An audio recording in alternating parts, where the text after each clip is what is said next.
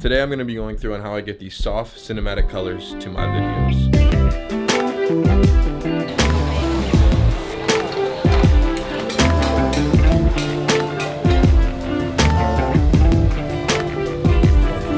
Now, one thing that I want to get into before you even start touching your footage is to have an idea of the grade that you are looking for beforehand, ideally before even shooting. This allows you to just fine-tune your style and keep your work looking consistent. For me, I already have a grade and a style that I really like that I've been using across all of my work over the past year or so. This is crucial, especially to me, because it just allows that consistency across all of my work. Having that balance set from the start just means everything, not just in this one project, but in your whole portfolio of work, just stays cohesive and looks seamless. Now, this doesn't mean that you can't try out new styles or experiment with different looks. In fact, playing around with different color grades and looks is a part of the creative process. But the key to streamline all of your work is to have at least a solid foundation to work from. Once you have your main grade or your style set, it makes it easier to explore different variations while keeping the overall feel of your work very consistent. I just want to briefly mention that I am not a professional colorist at all. These are just tips and everything that I've learned being a full-time creative. For all my editing and color grading, I use DaVinci Resolve, and that is what I will be using in today's video. But you can learn the tips that I teach today in any sort of software out there. I just prefer DaVinci overall because I feel like it allows me full total control over my image. Now that we're here in my editing software, just going to grab a couple clips to start off with. I have a couple clips from a music video that I shot a month ago, and we're going to head down here to our color wheels tab. I'll be using my custom power grade for this tutorial. I'll leave a link in the description, but by no means do you need to have this in order to create a cinematic color grade. I'm just going to drag it and drop onto my node tree, and we're going to basically already have everything set in place. I have my conversion from slog3 to rec 709 for these input and output nodes. First thing that I'm going to do is actually mess with the white balance. This image is a little bit too cool for my liking. I would want to bring it a little bit more warmer. Maybe about there is perfect for me. Exposure, you're going to adjust with the offset wheel, and if you see down here my waveforms, also if you don't see these, you can just go here and click resets. But my exposure, I'm going to bring it up just a tad bit. I'm just going to play around, bring it up and down as I'd like. This guy is pretty bright in this shot, so I'm going to bring it down just a little bit. To mess with the contrast, you're going to mess with this contrast wheel right here. Bring it out if you want more of that pastel look, or bring that contrast up if you want more of those deeper blacks. And then you can also play with the pivot here in that contrast node. It'll help you get more of that look that you're looking for. Brings a little bit more of that pastel in there again. Yeah, I'm liking how this looks so far. And so if you see this node tree, I have this film look. This is basically just my LUTs. One of the LUTs that I use, you can use any LUTs that you like. This just helps me get set in place. Density is going to control my saturation on the video. So if I wanted it a lot more brighter, I would bring this all the way up, which this just looks pretty washed out to me. But what I like to do is work from the top and work backwards. So I'm just going to bring it all the way up. I'm going to bring it down to where I like. I kind of like the desaturated pastel look again, and that's kind of what I go for in most of my videos. I think right there is looking pretty good, so let's see what that looks like. Yeah, it just brings a little bit more color pop in there. To set up a density node, you're going to go to your color space and you're going to change it to HSV, and you're going to change your channels to channel 2, and then that allows you to take over through the saturation tab using your gamma and gain and your saturation. It allows you a lot more control with your saturation in the image and just using the saturation tab here or the color boost. I'm actually going to quickly turn down a little bit of the saturation. Okay, we're going to take a look at our look node here as well. We're going to start playing around with the colors just a little bit here. Where we're going to start off is at this light node down here. I usually like to bring highlights a little bit more toward the warmer side, but it's totally up to you on how you would like that. So what I'm going to do is I'm just going to bring this light a little bit to that warm side. I'm going to change that sky, a little bit of the highlights on his skin, a little bit more warmer. And then for the shadow as well, this is where you're going to create a little bit of that contrasty pop. I'm going to turn that shadow a little bit to that cooler side there. And you're just going to start getting a little bit of those dark blues coming in. Super nice. You can mess with that a lot. So yeah, we'll see right here. Change the colors just a little bit. We were able to get a little bit more of that cooler tint to it. I'm gonna change that just a little bit backwards. So you can see what that looks like with and without. Looks pretty good for me. I'm also gonna go down here to the light and bring that sky just a little bit back more to that neutral color.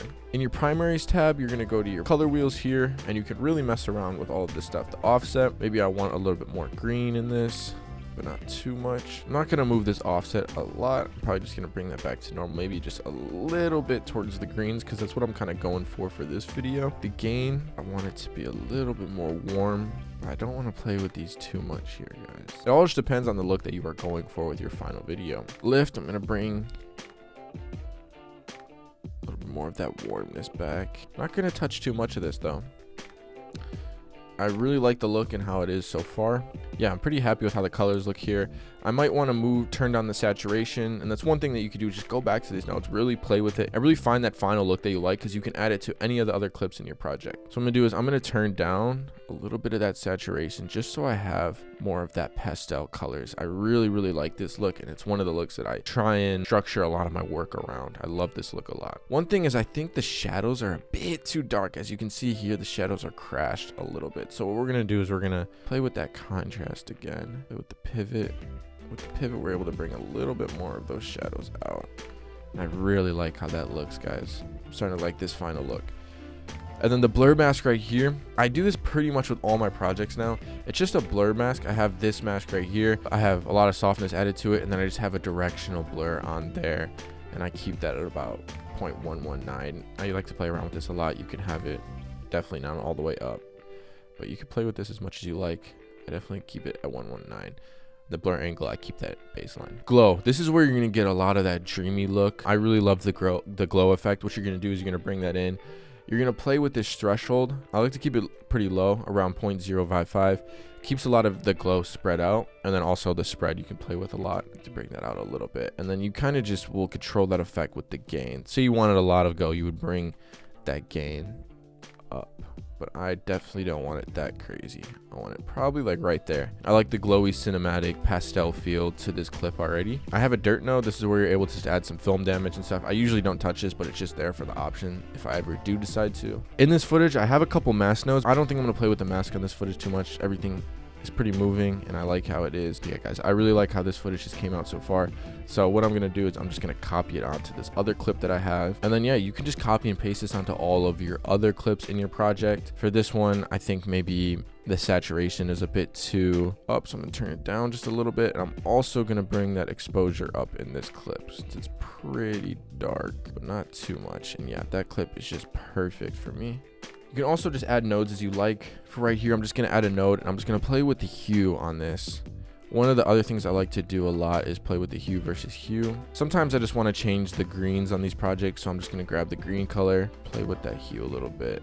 Now it can easily get messed up, so you don't want to, like, it could go to red if you bring it all the way up here. I'm just going to bring it just a tad bit down, and you can see what that did. Kind of just brought the greens a little bit more down. Or you could play with the saturation, for example. Let's turn those green saturations down, or I could turn them all the way up, however you see fit. I really like this look on this video. Again, the pastel look.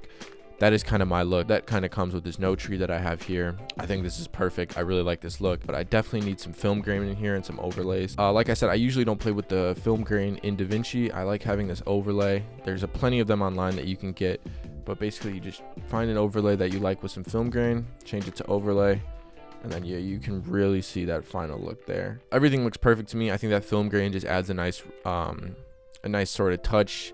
You can play with that film grain a lot. You can bring it down, so you don't want a lot of it, but I like a lot of it. And I think this completes the look that I was going for, the mid-90s feel, especially for this video. And these cinematic colors, like I said, again, you can easily come back into your footage and play with these looks as much as you want. Say you want more saturation, I'm gonna go to the density. I'm gonna bring that up a lot. And now we have a lot more saturation, but bringing it down, that's the look I like. I don't want too much saturation, and I want a lot of those colors to be popping between the lights and the shadows. But anyways, guys, that's it for today's video, and I really hope you learned something. If you have any questions, please leave them down below or shoot me a DM on Instagram. Happy to answer any questions, concerns that you may have. Let me know if you like this angle as well. If you've seen my last video, I did a review on this Laowa 10mm wide angle lens, and I did this angle for one of the test shots, and I think it looks pretty nice. Kind of like how it feels. I don't know, we'll test out some different angles, so let me know in the comments if you like that. Appreciate it if you would subscribe to the channel, leave a like on this video, and I will see you guys in the next one.